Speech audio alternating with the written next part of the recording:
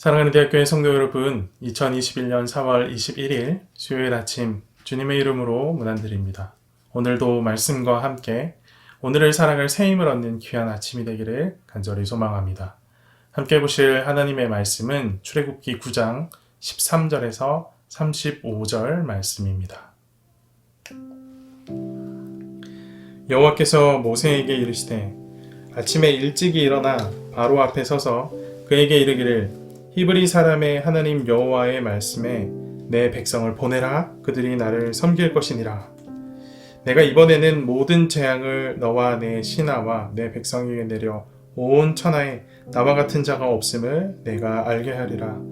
내가 손을 펴서 돌림병으로 너와 내 백성을 쳤더라면 내가 세상에서 끊어졌을 것이다. 내가 너를 세웠음은 나의 능력을 내게 보이고 내 이름이 온 천하에 전파되게 하려 하였음이니라. 내가 여전히 내 백성 앞에 교만하여 그들을 보내지 아니하느냐. 내일 이맘때면 내가 무거운 우박을 내리리니 애굽 나라가 세워진 그 날로부터 지금까지 그와 같은 일이 없었더라. 이제 사람을 보내어 내 가축과 내 들에 있는 것을 다 모으라. 사람이나 짐승이나 무릇 들에 있어서 집에 돌아오지 않는 것들에게는 우박이 그 위에 내리리니 그것들이 죽으리라 하셨다 하라 하시니라. 바로의 신하 중에 여호와의 말씀을 두려워하는 자들은 그 종들과 가축을 집으로 피하여 들였으나 여호와의 말씀을 마음에 두지 아니하는 사람은 그의 종들과 가축을 들에 그대로 두었더라. 여호와께서 모세에게 이르시되 너는 하늘을 향하여 손을 들어 애굽 전국의 우박이 애굽 땅의 사람과 짐승과 밭의 모든 채소에 내리게 하라. 모세가 하늘을 향하여 지팡이를 들매 여호와께서 우레소리와 우박을 보내시고 불을 내려 땅에 달리게 하시니라.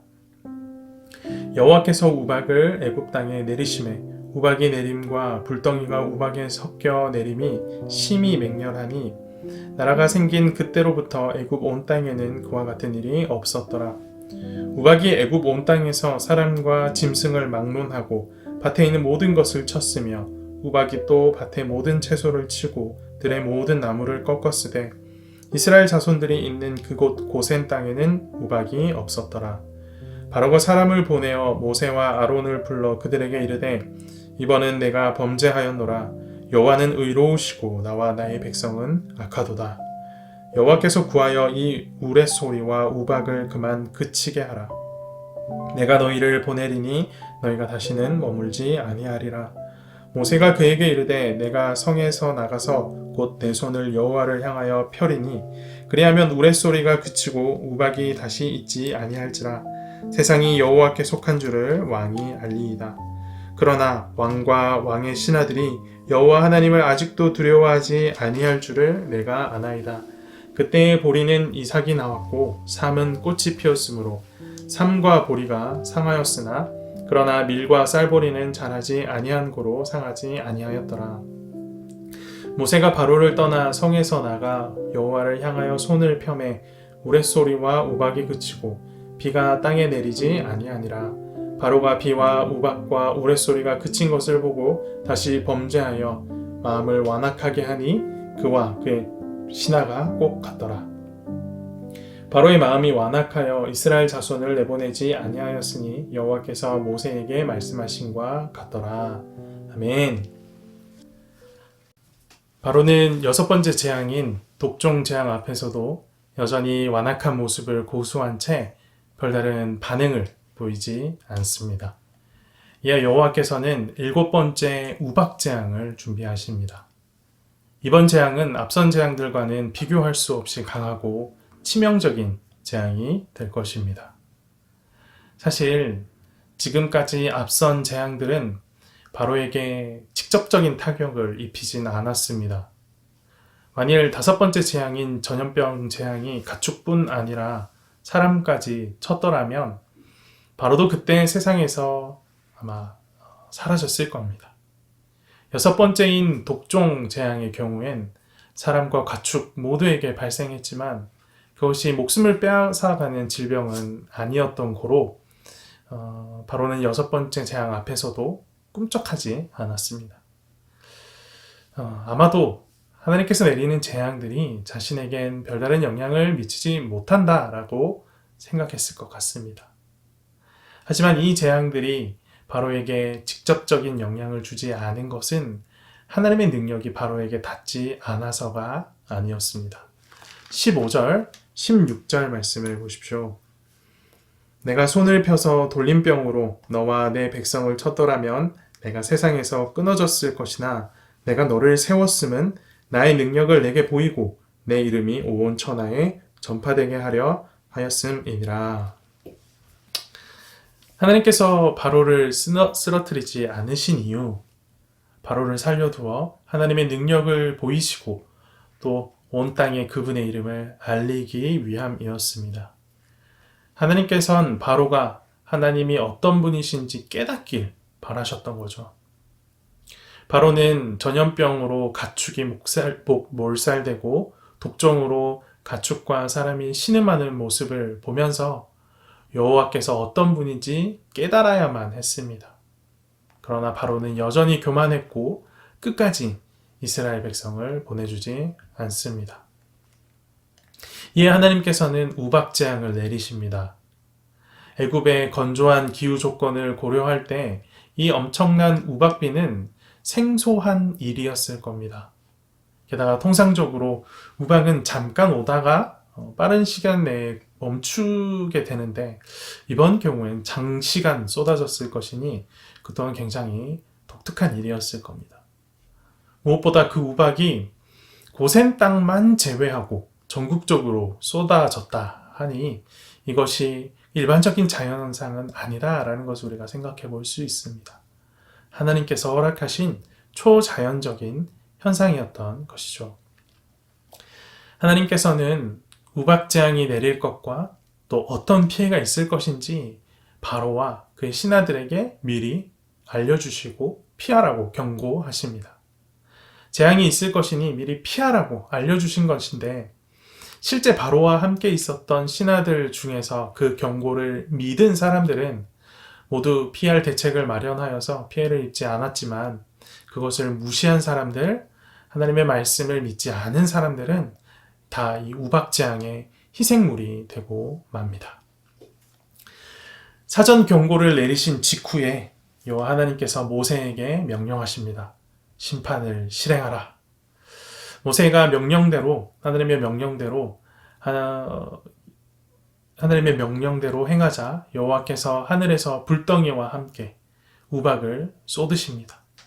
아마도 우레소리를 동반한 우박비가 쏟아져 내렸던 것 같습니다. 우박은 사람과 짐승을 가리지 않고 들판의 모든 풀들 위에 쏟아져서 온 대지를 초토화시켜 버립니다. 오늘 본문 24절의 표현대로 전무후무한 대재앙이 임한 것입니다. 그러나 이번에도 고센 땅에는 아무런 일도 일어나지 않았습니다. 바로는 이 전무후무한 대재앙 앞에 항복을 선언합니다. 지난번과 같이 내가 잘못했다라고 시인하면서 여호와가 의로우시고 자신과 자신의 백성은 악하다라고 회개와 같은 고백을 합니다. 그리고 모세에게 제발 여호와께 기도하여서 이 우박과 우레소리를 그치게 해달라라고 부탁합니다. 재앙이 그친다면 그때 이스라엘 백성을 보내주겠다라고까지 약속을 합니다. 정말 기쁜 소식입니다. 그런데 이에 대한 모세의 대답이 흥미롭습니다. 29절, 30절 말씀을 보십시오. 모세가 그에게 이르시되 내가 성에서 나가서 곧 내 손을 여호와를 향하여 펴리니 그리하면 우레소리가 그치고 우박이 다시 있지 아니할지라. 세상이 여호와께 속한 줄을 왕이 알리이다. 그러나 왕과 왕의 신하들이 여호와 하나님을 아직도 두려워하지 아니할 줄을 내가 아나이다. 모세는 바로의 부탁대로 하나님께 기도하여 우박을 그치게 하여 다시 한번 여호와 하나님께서 살아계신다라는 사실을 당신에게 보여주겠다라고 말합니다. 하지만 바로와 그의 신하들의 마음은 예전처럼 완악해져서 달라지지 않을 것이다 라고도 또 말을 합니다. 모세는 이미 바로의 회개가 상황을 모면하기 위한 일시적인 회개다라는 사실을 알았던 겁니다. 그럼에도 모세는 바로의 부탁을 들어줍니다. 그리고 자신이 예상한 그런 상황들, 돌이키지 않는 상황들을 다시금 맞이하게 됩니다. 34절, 35절 말씀 보십시오.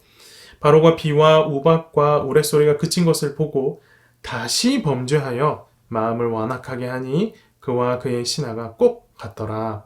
바로의 마음이 완악하여 이스라엘 자손을 내보내지 아니하였으니 여호와께서 모세에게 말씀하신과 같더라.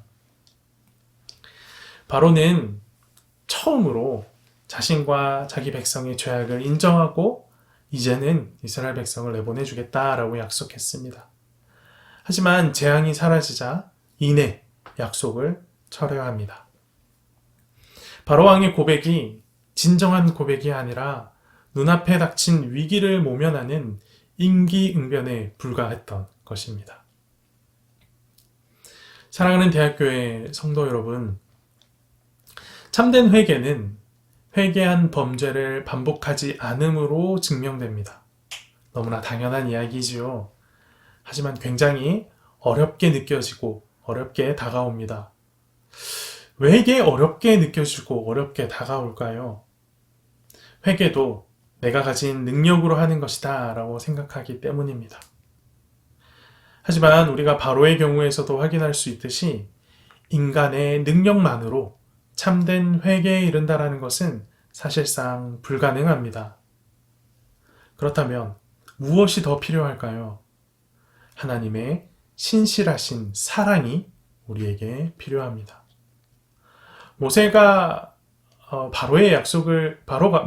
바로가 약속을 지키지 않을 것을 알고도 바로의 부탁을 들어준 이유, 하나님의 신실한 사랑을 알고 또 그 사랑을 믿었기 때문입니다. 바로가 다시 완악하여져서 하나님을 밀어낸다 할지라도 하나님께서 바로에게 다시 기회를 주실 것이다 라는 사실을 알았기 때문입니다.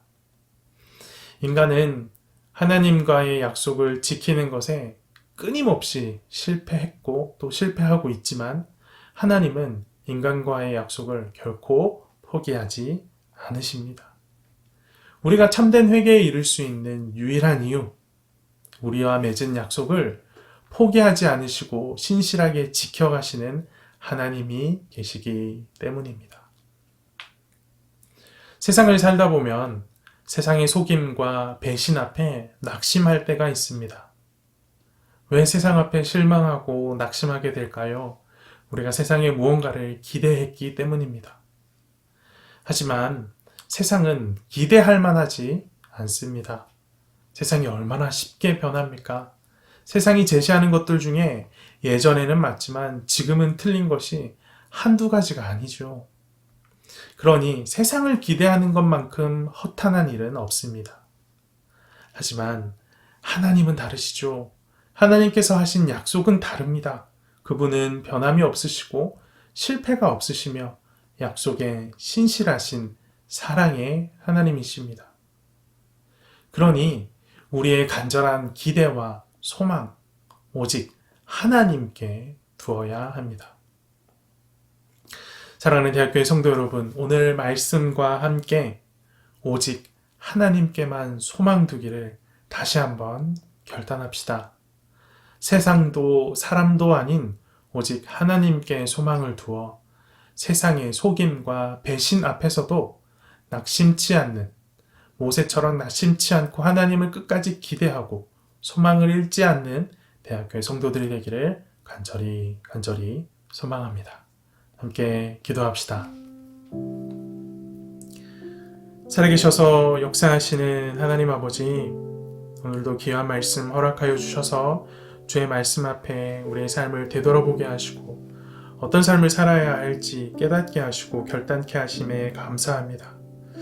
바로가 눈앞의 상황을 모면하기 위해 주님 앞에 회개하고 주님을 찾았던 그런 모습들 봅니다.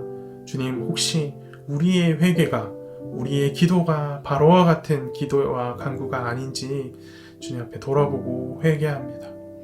주님, 우리의 회개가 주님 앞에 온전한 회개가 될 수 있도록 우리를 붙드소서.